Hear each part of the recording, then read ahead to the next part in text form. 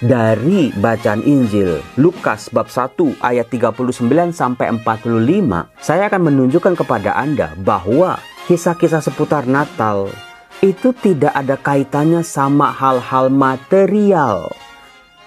Salam damai sejahtera saudara-saudaraku yang terkasih pencinta firman Tuhan. Berjumpa kembali dengan Bible Learning with Father Joseph, edisi masa Advent minggu yang ketiga. Saudara-saudara, bagaimana persiapan akhir Anda? Kok persiapan akhir, Romo? Ya karena ini sudah hari-hari terakhir sebelum perayaan Natal. Saya berdoa, saya berharap semoga Anda lebih sungguh lagi mempersiapkan Natal Anda.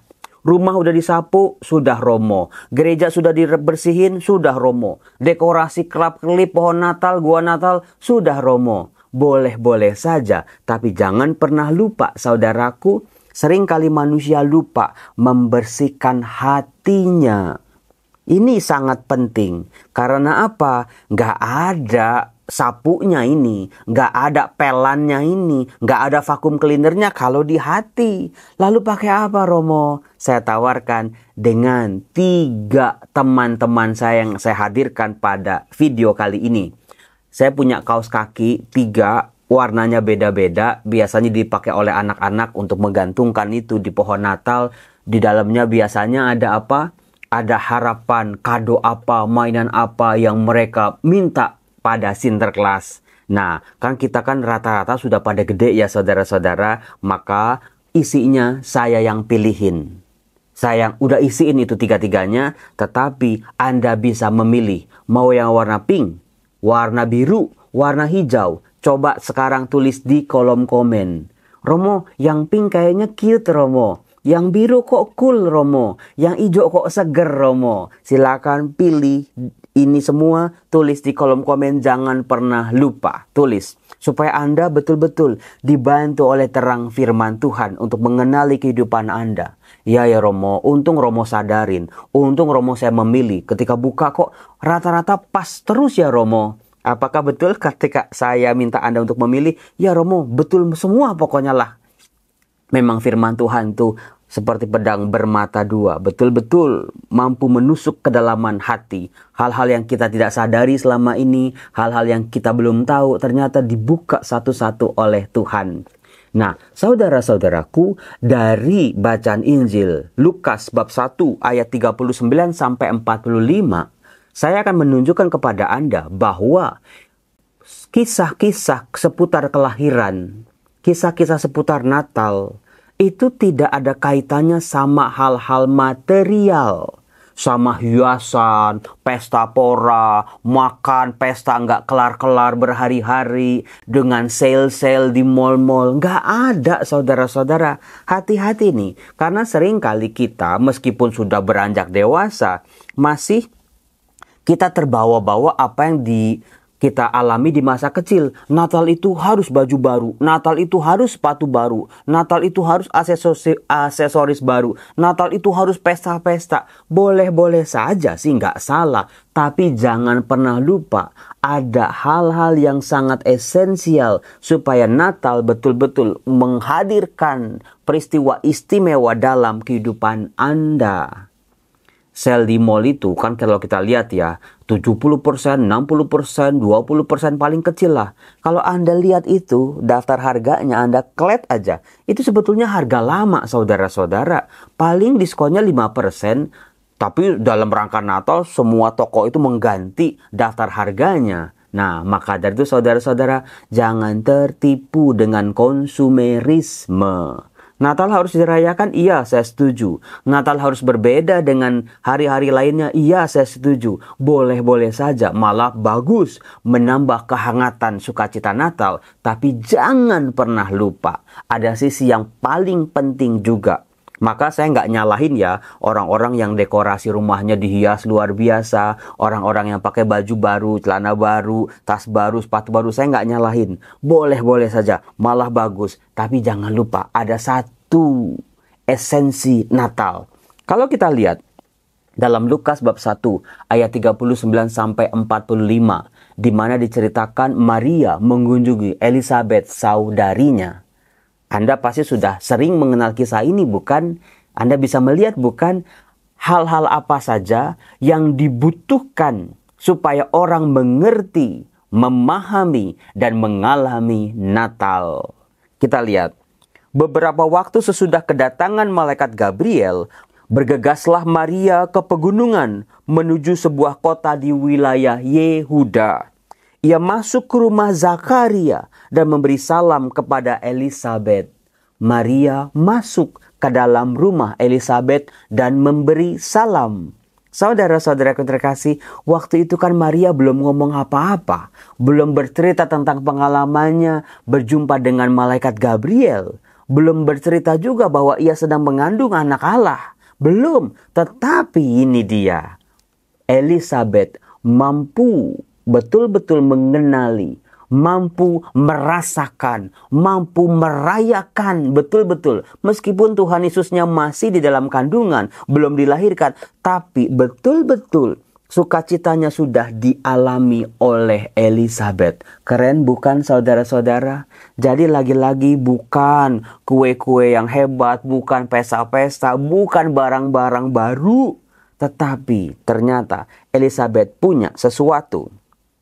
Ketika Elisabet mendengar salam Maria, melonjaklah anak yang di dalam rahimnya. Dan Elisabet pun penuh dengan Roh Kudus. Saudara-saudaraku yang terkasih, apakah Anda tahu bahwa Elisabet ini sudah lanjut usia? Dia mandul. Bisa Anda bayangkan saudara-saudara berapa lama dia menantikan hari itu? Hari saatnya dia mengandung, bisa melahirkan seorang anak laki-laki? Bukan setahun 2 tahun pasti, bukan 10 tahun 20 tahun pasti, tapi mungkin sepanjang hidupnya. Dia menanti, dia menunggu, dia mengharap, dia memohon kepada Tuhan, dia meminta kepada Tuhan. Meskipun suaminya Zakaria kan seorang imam. Apakah Anda tahu paham imam dalam perjanjian lama? Yaitu orang-orang yang menjadi jembatan, perantara antara Allah dengan umatnya. Permohonan-permohonan, syukur, permintaan, doa-doa dari umat Allah disampaikan melalui mulut imam di bait Allah. Lalu imam menyampaikannya kepada Allah. Meskipun Elisabet punya privilege seperti itu, suaminya imam, gimana dia tinggal minta. Gak usah repot-repot nyari imam gitu ya, gak usah nunggu-nunggu. Langsung misalnya manggilnya papi lah, papi Zakaria, aku minta ini misalnya. Mudah. Privilege-nya luar biasa, tapi apa daya. Permohonan yang paling dia minta belum juga tiba.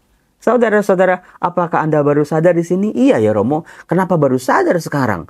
Penderitaannya Elisabet jauh lebih mengerikan daripada orang-orang biasa. Kalau orang-orang biasa kan suaminya mungkin cuma petani, suaminya cuma pedagang. Susah. Tetapi Elisabet suaminya ini imam. Maka beban di pundak Elisabet itu 2 kali. Bisa jadi dia dipermalukan. Bisa jadi suamimu tuh imamnya tuh gak berguna. Imamnya pura-pura. Buktinya istrinya aja gak pernah hamil. Dan lain sebagainya. Saudara-saudara, ternyata persoalan Elisabet yang kita bongkar di sini jauh lebih rumit bukan? Tapi saudara-saudara betul-betul. Setelah dia hamil, seorang perempuan pasti tahu ketika dia hamil ya. Perutnya membesar, mungkin dia berhenti haid, mungkin dia mual, mungkin dia ngidam. Perempuan tahu persis. Nah dikatakan kemarin kan Elisabet itu 5 bulan dia menyembunyikan diri. Padahal itu kan sukacita ya. Doa-doanya dia terkabul. Tapi kenapa? Dia tidak berani keluar. Dia tidak berani mengatakan itu kepada orang banyak. Di sini peran Maria betul-betul bekerja dalam diri Elisabet. Begitu mendengar salam Maria, melonjak sungguh-sungguh anak dalam rahim Elisabet. Dan Elisabet pun penuh dengan Roh Kudus. Saudara-saudara, ternyata ya, kelahiran Yesus baru bisa dirasakan, baru bisa dialami, baru bisa betul-betul dirayakan oleh hati orang-orang yang percaya.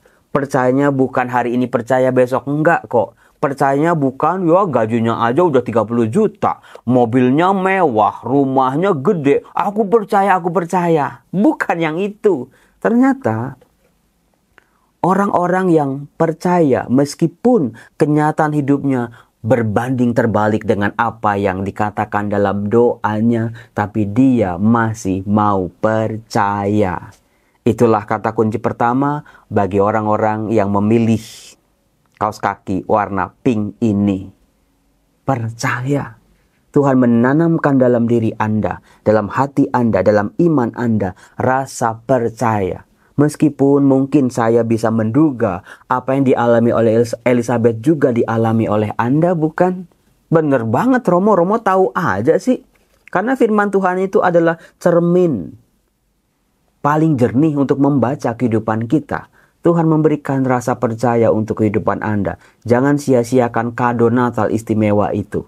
Betul-betul nanti Anda datang ke gereja rayakan Natal dengan hati yang percaya. Romo, hadiah ini bagus banget Romo. Lebih keren daripada hadiah-hadiah yang selama ini saya pernah dapatkan. Rasa percaya bekerja dalam diri Anda.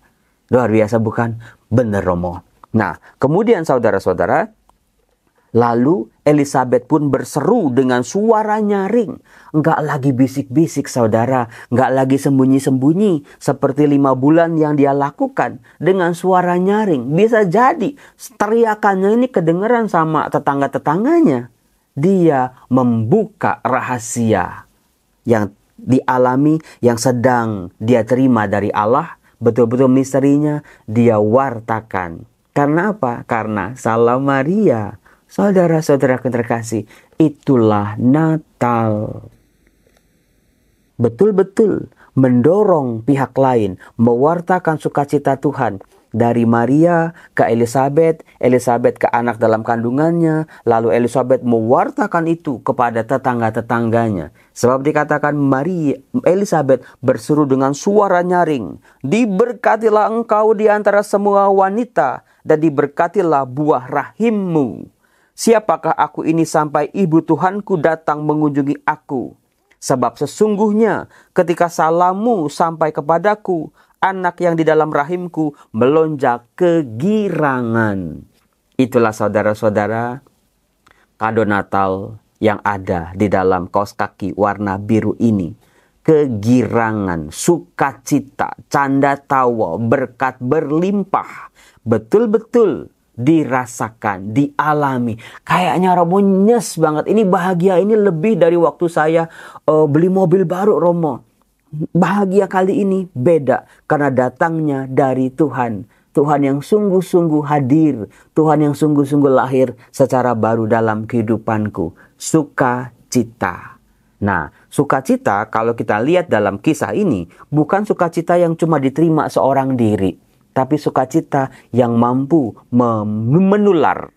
Membuat orang-orang di sekitar kita juga penuh dengan sukacita. Caranya bagaimana? Pasti Anda yang pilih warna biru ini yang paling tahu bagaimana mewartakan, memancarkan, menularkan sukacita dalam kehidupan Anda.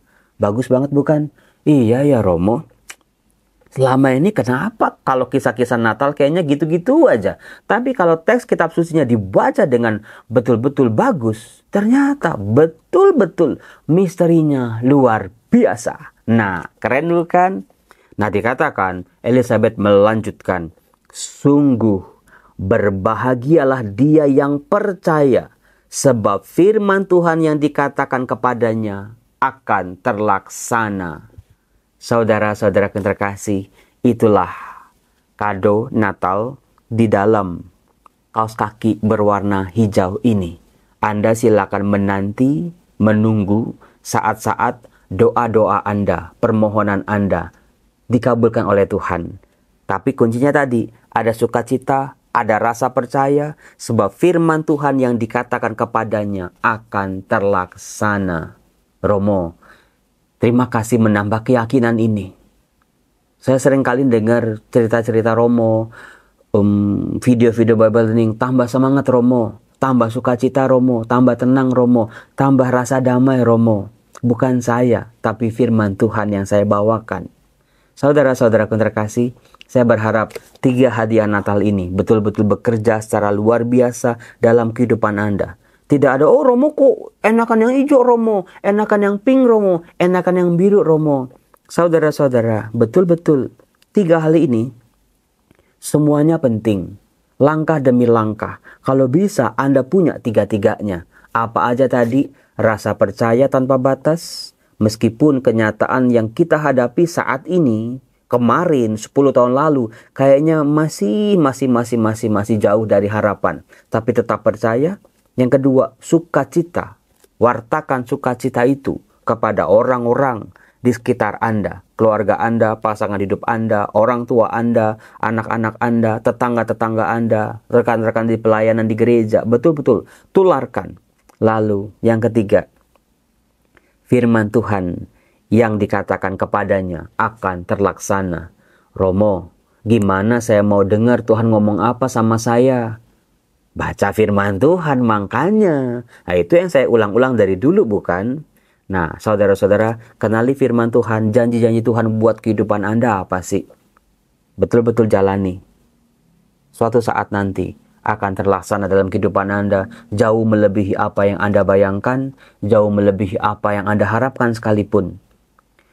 Rencana Natal Romo Yosef adalah, jadi saya malam Natal, saya akan misa di Villa Melati Mas, itu di daerah Tangerang sana. Kemudian lagi-lagi saya diminta oleh pihak RCTI untuk jadi pembawa acara atau komentator lah, host lah, untuk misa malam Natal Vatikan live dari Vatikan Roma, Italia. Di situ nanti saya akan syuting itu dijemput jam 11 oleh RCTI, tidur sampai jam 12 di mobil dan di studio, nanti jam 1 di make up, jam 2 mulai tayang, jam 2 sampai jam 4 kalau nggak salah. Misa Natal dari Vatikan. Kalau Anda punya waktu ya silakan ditonton. Saudara-saudara, betul-betul jadikan sukacita Natal nyata dalam kehidupan Anda, bagi hati dalam diri orang-orang yang percaya. Karena Natal tidak identik dengan barang-barang material, tapi bisa dirasakan dengan hati. Natal dirayakan pakai hati. Hanya hati orang-orang percaya, hati orang-orang yang penuh sukacita, betul-betul bisa merayakan Natal. Itu yang saya harapkan terjadi dalam kehidupan Anda saat nanti malam Natal, hari Natal, Anda pergi ke gereja merayakan Natal. Malam kudus, sunyi senyap, dunia terlelap, hanya dua yang berjaga terus, dan lain sebagainya. Betul-betul lagu itu ajaib. Natal hadir dalam hidup Anda, dalam keluarga Anda. Saya Romo Yosef akan selalu bantu doa buat Anda. Salam, Tuhan Yesus memberkati. Bye-bye. Salam Maria, penuh rahmat Tuhan sertamu. Terpujilah engkau di antara wanita, dan terpujilah buah tubuhmu Yesus. Santa Maria Bunda Allah, doakanlah kami yang berdosa ini, sekarang dan waktu kami mati. Amin. Salam Maria, penuh rahmat Tuhan sertamu. Terpujilah engkau di antara wanita, dan terpujilah buah tubuhmu Yesus. Santa Maria Bunda Allah, doakanlah kami yang berdosa ini, sekarang dan waktu kami mati. Amin. Salam Maria, penuh rahmat Tuhan sertamu. Terpujilah engkau di antara wanita, dan terpujilah buah tubuhmu Yesus. Santa Maria Bunda Allah, doakanlah kami yang berdosa ini, sekarang dan waktu kami mati. Amin.